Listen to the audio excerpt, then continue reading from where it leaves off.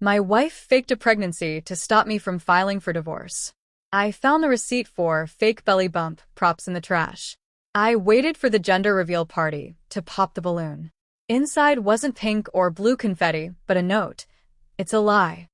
I, 32 male, had the divorce papers sitting in the glove box of my truck for 3 solid weeks. My marriage to my wife, 30 female, had become a slow drain of my finances, my patience, and my sanity. She had stopped working 2 years ago, claiming she wanted to manage our home and prepare her body for our future family. Instead, she managed to max out my credit cards and prepared for her weekly luxury spa trips. The entitlement had reached a point where I was treated more like a walking ATM than a partner. If I asked her to curb her spending, I was subjected to days of silent treatment followed by explosive arguments where she would accuse me of financial abuse. She would casually drop thousands on designer bags while ignoring the utility bills she promised to pay from the joint account. I finally reached my absolute limit and went to a lawyer. I brought our prenuptial agreement with me. Our prenup had a very specific, ironclad escalator clause. If we divorced before our 5-year anniversary, she walked away with exactly what she brought into the marriage, which was nothing. I kept the house I bought before we met, my retirement accounts, and my savings. However, if we crossed that 5-year mark, the clause flipped. She would automatically be entitled to 50% of the equity in my home and a hefty sum of guaranteed spousal support. We were exactly 3 months away from that 5-year anniversary.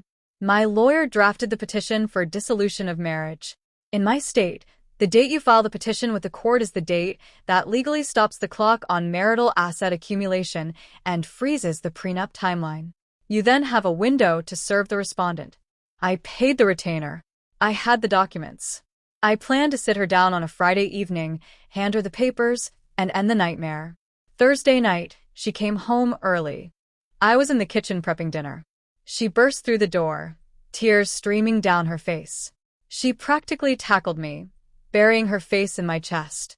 She whispered that we finally did it. She pulled back and slammed a plastic stick on the kitchen island. 2 pink lines. A positive pregnancy test. I froze. My entire plan just evaporated into thin air. I stared at the test, then at her. She was beaming. She grabbed my hands and put them on her flat stomach.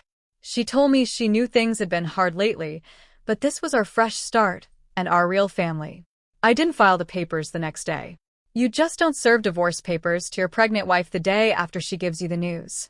I hid the manila envelope under my spare tire in the trunk. I told myself I would wait, figure out custody arrangements, and try to make the environment peaceful for the baby.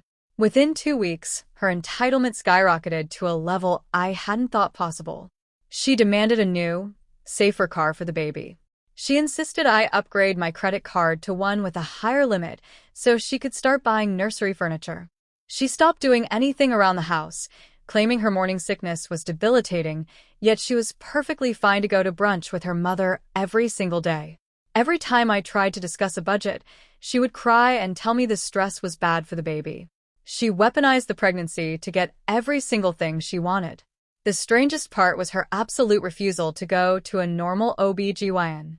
She claimed she found a holistic, traditional midwife who didn't believe in ultrasounds for the first trimester because the radiation was harmful to fetal development. I argued with her, but she threatened to leave the state and have the baby at her sister's house if I forced modern medicine on her. I was exhausted, confused, and constantly walking on eggshells. I just wanted my child to be safe, so I yielded to her demands. I paid off her car, and she traded it in for a luxury SUV, putting the new massive loan entirely in my name. Then came the slip-up. We were roughly 3 weeks into the supposed pregnancy. She was starting to show a tiny bump, which made no biological sense. She made sure to wear tight, maternity-style dresses to accentuate it anyway. She loved the attention from our neighbors and her family. It was a Tuesday evening. I was taking out the trash from the master bathroom. She had stuffed a bunch of empty cosmetic boxes into the small bin. As I pulled the plastic liner out, a jagged edge of a cardboard box sliced through the side, and garbage spilled onto the tile floor. I knelt down to scoop it up.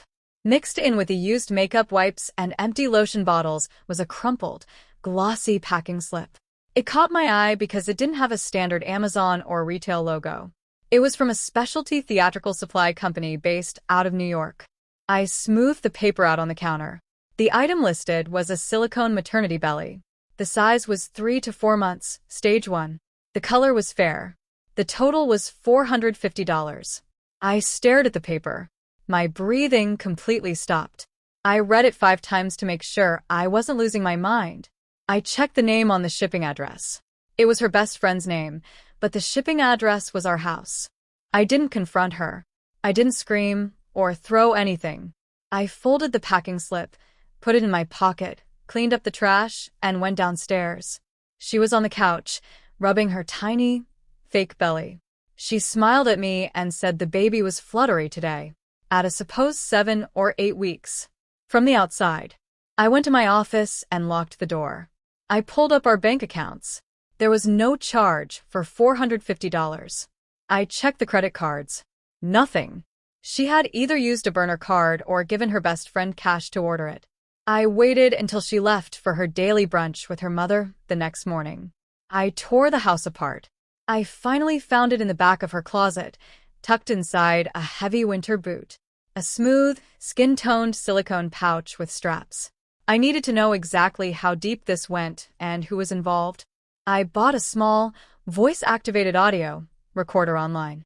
I taped it to the underside of the coffee table in the living room, right where she and her mother sat every single afternoon to drink tea and complain about my existence. It took 3 days to get what I needed. I plugged the recorder into my laptop and put my headphones on. I heard the front door open. I heard her mother's voice clear as day.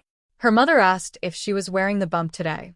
My wife replied that she wasn't because it gets itchy, but she would put it on before I got home. Then her mother asked how much longer until the anniversary. My wife told her it was roughly 10 weeks. She said once we hit the 5-year mark, she didn't care what happened. She said her lawyer guaranteed the house equity would cover a nice condo downtown, and the spousal support would handle the rest. She admitted she just needed to drag this out because I was getting suspicious about her spending and she knew I was looking at lawyers. Her mother told her to just keep playing the hormonal card. She then told my wife to push the postnup. She advised her to tell me the holistic midwife was expensive and that if she got me to sign the new deed agreement, they wouldn't even need to wait for the anniversary. I sat in my office in complete silence. It wasn't just a desperate lie to save a failing marriage. It was a highly calculated, orchestrated fraud to trap me past the prenup deadline and steal half my assets. Her mother was the architect, and my wife was the lead actor. I didn't feel sad or betrayed anymore. I just felt a cold, sharp focus. They wanted to play a legal game, and I was going to finish it. The very next morning, she slid a thick stack of papers across the kitchen island while I was pouring my coffee. I asked her what it was. She tried to look innocent and said it was a post-nuptial agreement. She claimed her mother was talking to a financial planner, and since we were having a baby, we needed to protect our family. She breezed over the fact that the document completely voided our old prenup and put her name directly on the deed to the house. She said it was standard when a couple has a child and ensures the baby has a secure home if anything happens to me. It was a blatant attempt to bypass the 5-year cliff entirely. If I signed it, the house was half hers immediately, child or no child. I told her calmly that I would have my lawyer look it over. Her tone shifted instantly to aggressive entitlement. She snapped at me, asking why I needed a lawyer and if I didn't trust her. She yelled that she was carrying my child, sacrificing her body for our family, and I was questioning a simple, standard document. I just repeated that it was standard practice, and I would review it. I took that postnup straight to my lawyer's office.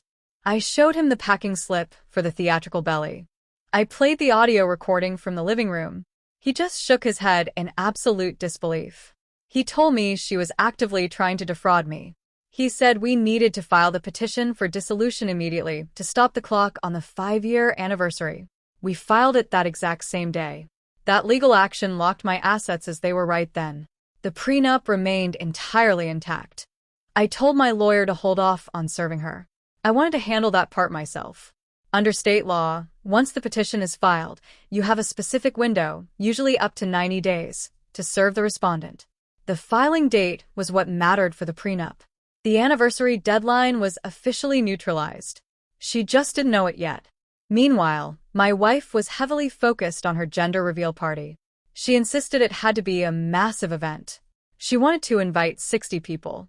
She demanded catered food, a professional photographer, and a massive balloon drop. She told everyone we did an early private blood test to get the gender results early. She demanded I give her my primary credit card to fund the whole thing. I agreed to all of it. I let her spend exactly $8,500 on the party. I kept every single receipt, invoice, and credit card statement. In divorce proceedings, if one spouse spends marital funds on a fraudulent or non-marital purpose, it's called dissipation of assets. You can sue to have that money deducted from their share of the split or demand repayment. I was building a bulletproof paper trail of her fraud. The centerpiece of the party was going to be a giant, opaque black balloon. Her best friend was supposedly holding the envelope from the holistic midwife with the baby's gender. The best friend was tasked with buying the pink or blue confetti and filling the balloon before bringing it to the party venue. The day before the party, I called the best friend. I told her I wanted to surprise my wife by putting a special designer necklace inside the balloon along with the confetti. I asked her to drop the deflated balloon and the confetti in my office so I could assemble it. The best friend, not knowing the full extent of the lie and thinking I was just being a great husband, agreed. I took the giant black balloon. I threw the pink confetti straight in the trash. I took a piece of heavy, premium cardstock. I printed a single sentence on it in large, bold letters. I took it to a print shop and had it thickly laminated so it would have some real weight to it. I rolled the laminated card up, shoved it into the neck of the balloon, and used an air compressor to fill it. I tied it off. It was massive. And it was ready. The venue was a rented garden patio at a local high-end country club. 60 people were milling around, drinking champagne on my dime. My wife's entire family was there. My family was there. My wife was wearing a skin-tight white dress. The stage 1 silicone bump was perfectly positioned. She was walking around with her hand resting protectively on her stomach, accepting expensive gifts, taking envelopes of cash, and posing for endless photos. Her mother followed her like a shadow, looking smug and superior, occasionally glaring at me across the patio. My brother was standing near the back by the catering table. He had a plain manila envelope tucked under his jacket. I had briefed him that morning. In our state, any adult who is not a party to the lawsuit can serve legal papers. At 2 p.m, my wife grabbed a microphone. She thanked everyone for coming, her voice dripping with fake sweetness. She talked about how this baby was the greatest blessing of our lives and how excited we were to find out if we were having a little prince or a little princess. The crowd cheered. She waved me over. I walked up to the front, carrying the giant black balloon on a string. I handed her a sharp safety pin tied with a pink and blue ribbon. She smiled for the cameras and said we should do it together. I stepped back slightly and told her to do it herself. She held the pin up. The photographer started snapping photos rapidly. She counted down from 3. She stabbed the balloon. It popped with a loud, sharp crack. There was no shower of pink. There was no explosion of blue. A single, heavy laminated card dropped straight down onto the polished wood floor with a loud smack. The crowd went completely dead silent. My wife stared at the ground. She frowned, looking confused. Her mother pushed through the front row and bent down to pick up the card. She flipped it over. She read it. Her face drained of all color instantly. My wife reached for it, asking what it said. Her mother didn't move a muscle. I stepped forward, took the microphone from my wife's hand, and pulled my phone out of my pocket. I quickly connected to the venue's Bluetooth speaker system. I spoke clearly into the microphone. I told the crowd exactly what the card said. I told them it said it was a lie, that there is no baby, and that she is wearing a silicone prop to void our prenup. Gasps echoed across the entire patio.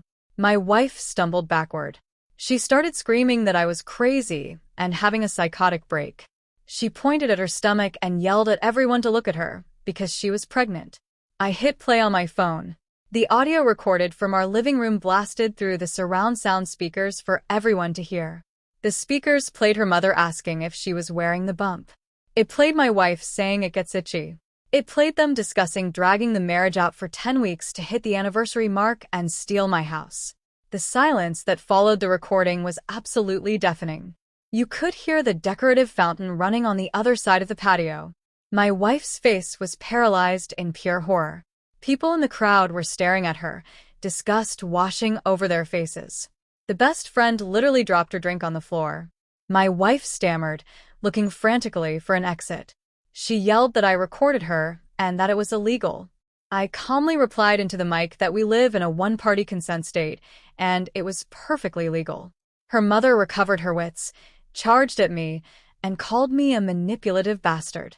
She screamed that I set her daughter up and humiliated her. I told her she humiliated herself. I looked out at the crowd of our friends and family. I told them there was no baby, apologized for the scene, and asked them to please take their gifts and go home. I nodded to my brother. He walked out from the back of the crowd. He approached my wife, who was now sobbing hysterically. She was actually trying to discreetly shift the silicone bump under her dress because people were staring directly at her stomach. My brother held out the manila envelope.